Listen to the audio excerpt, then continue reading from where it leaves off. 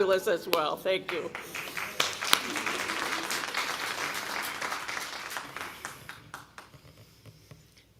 We don't know the exact origin of the phrase, think globally, act locally, but it seems to have entered the public consciousness somewhere in the 70s or 80s. While its original context may have had to do with environmental concerns, the phrase has been adapted and adopted in many other areas of interest and urgency: economics, social justice, education, public health, and peace building among them. But the wisdom behind is far older than the slogan itself. As I read from chapter 54 of the Tao Te Ching, the idea that our smallest actions ripple outward is something humanity has known and perhaps needed reminding about for at least the last 2,500 years. Cultivate the self, the text says, and the virtue will be real. Cultivate the family, and the virtue will overflow. Cultivate the community, and virtue will go thick. This is not a call to passivity. It's not a retreat from passivity, from responsibility. It is instead, I think, a roadmap, a reminder that change is built from the inside out, from the near to the far, from the personal to the planetary. Our smallest actions ripple out. Our individual choices are the starting point. The African-American poet June Jordan wrote her poem for South African women as a tribute to women and children who marched on Pretoria in 1956 to protest the past system, which was cruelly designed to segregate the population further and to restrict freedom of movement. In her poem, she said, "Our own shadows disappear as the feet of thousands, by the tens of thousands, pound the fallow land into new dust that, rising like a marvelous pollen, will be fertile. Even as the first woman whispering imagination to the trees around her made for righteous fruit from such deliberate defense of life." And her poem concludes, "And who will join this standing up? And the ones who stood without sweet company will sing and sing back into the mountains if necessary, even under the sea. We are the ones we have been waiting for." We can apply this notion to many areas of concern, but today I want to focus on relationships with the self, then with family, however you define that, then community. Cities, nations, and the globe follow from there. Because relationships are where values stop being abstract and become real. We live in a time when the scale of our problems can feel overwhelming. We're inundated with news from around the planet: wars, climate disasters, humanitarian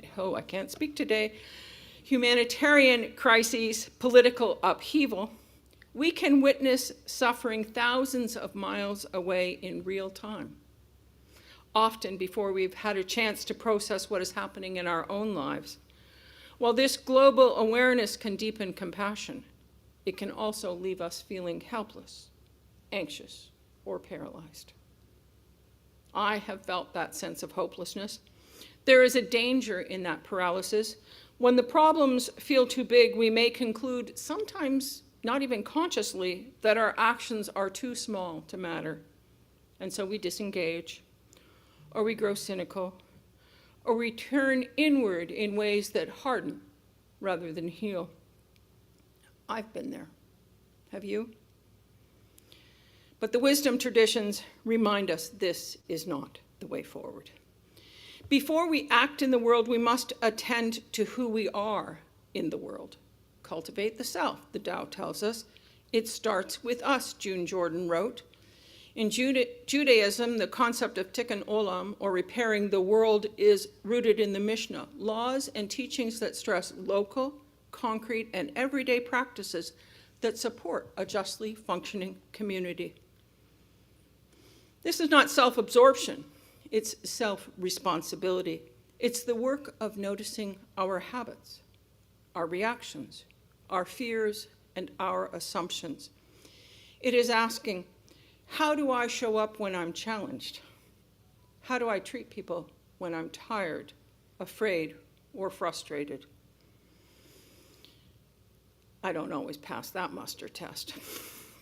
When we pay attention to the small, everyday habits and patterns, we are not abdicating responsibility.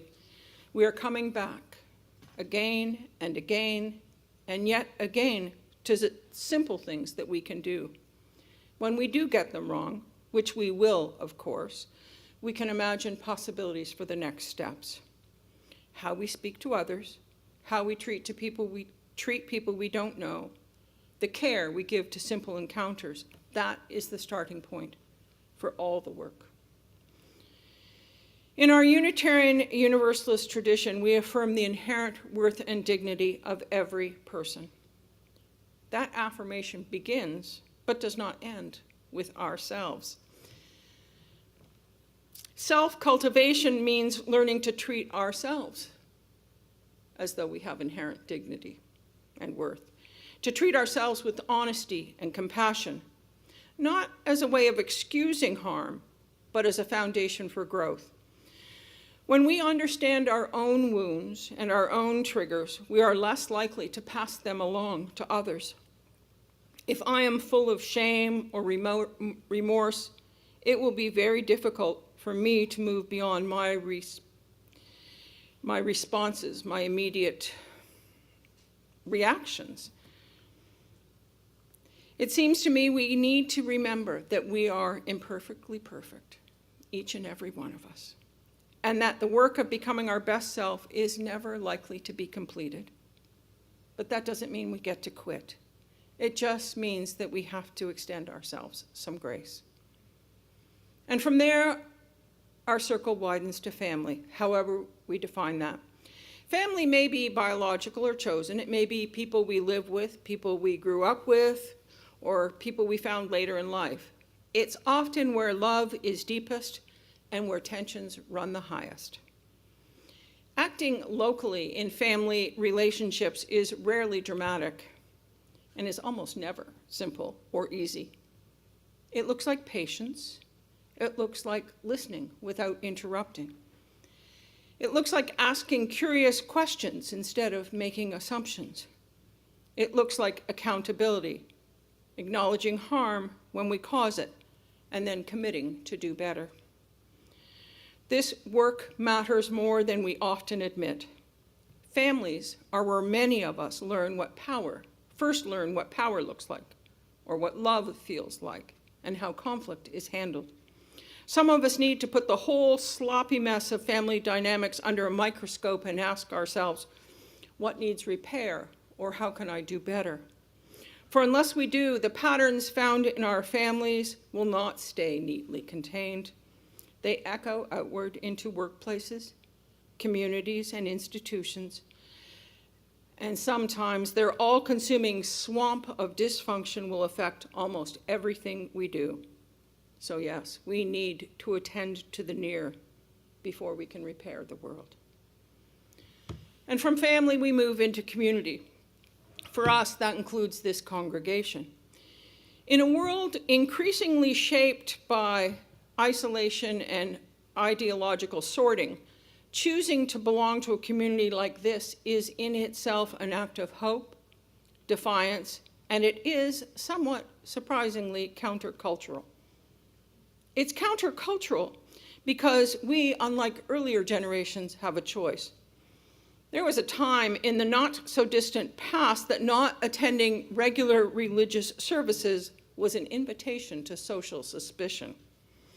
As I think about the suburban neighborhood of my childhood, the Sunday morning picture is almost comical. As if on cue, front doors would open, and men in jackets and ties and women with hats and dresses would exit their homes, followed by mini versions of the parents, the children, and then they would climb into their big cars and drive out of their driveways carefully, and then up the street, then branching out, each to their own. In my neighborhood, the Anglicans went straight at the nearest intersection. The United Church families turned right, and the Roman Catholics and Presbyterians turned left. A smaller parade might have happened in some neighborhoods as Jewish and Seventh-day Adventist families made their weekly journeys. But today, that weekly journey is not expected. It's not common. Today, it's radical. Turning on your computer, waiting for the streetcar, cycling, walking, or driving to this or any other congregation is unusual. In the last census, we learned that only 1/3 of Canadians indicated they attended religious services monthly. And I would bet that's an overinflation. If I were a betting person, I'd bet it's quite a bit lower. Almost another third reported no religious affiliation. Unitarian Universalists, we can conclude, are a very small percentage of the Canadian population. Definitely less than 1%. It's so good to be here today with you, my fellow countercultural outliers, bunch of weirdos. And yet here we are. We choose to gather as an act of hope and belief that being together is important. It's important for a number of reasons, but as James Luther Adams, a Unitarian theologian of the last century, said, church is where we practice being human. Here we practice living with difference. We learn how to disagree without demonizing. We learn how to hold one another accountable while still holding one another in care. These skills are not incidental. They are essential. Democracy does not survive without them. Justice does not advance without them. When we serve one another here, making phone calls, sending emails, bringing meals, showing up in times of grief or celebration, we are not just being nice to one another. We are rehearsing the world we want to live in. We are strengthening the muscles of compassion, cooperation, and mutual responsibility. What we learn here is that people make things happen. Yes, this congregation has a paid staff, but the reality is that the members of this congregation do most of the mental and physical labor of making this place happen. The people who moved chairs for the solstice service, the people who work as worship leaders, the board members, I could go on and on.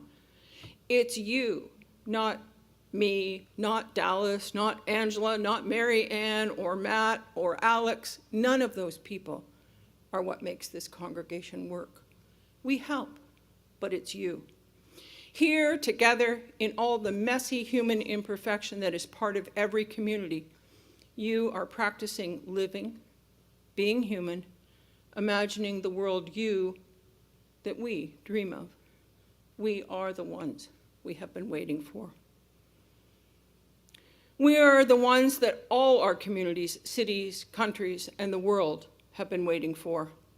This congregation is just one in a ring of ripples of care and concern. And this congregation is, by design, a place where we can be restored when that is what we need, and challenged when that is what we need.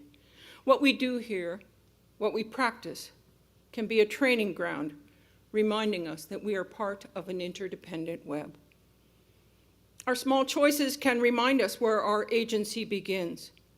It lives in how we are with one another, how we spend our money, in how we use our voices, in who we show up for, in what we are willing to challenge, and in what we are willing to change in ourselves. There's a profound humility in this approach, but also a deep hope. We are not required to fix everything. We are required to take responsibility for what is ours to tend. The world will not be healed all at once. The beloved community will not be created completely and finally at once, or perhaps ever. The work will happen in fragments, in conversations that restore dignity, in communities that choose inclusion, in families that practice forgiveness, in individuals who refuse to give up on compassion. So may we think globally, but may we stay awake to the beauty and suffering in this fragile world. And as we do that, may we act locally at first, perhaps more widely. But whatever we do, may we do it with intention, with courage and love. May we tend carefully to this beautiful practice ground we call the First Unitarian Congregation of Toronto. Because small acts are not small at all. They are how the world is made new. We begin with ourselves. We begin here. We care for ourselves, we care for one another, and we do our part in repairing the world. Tikkun Olam. I invite you now to share with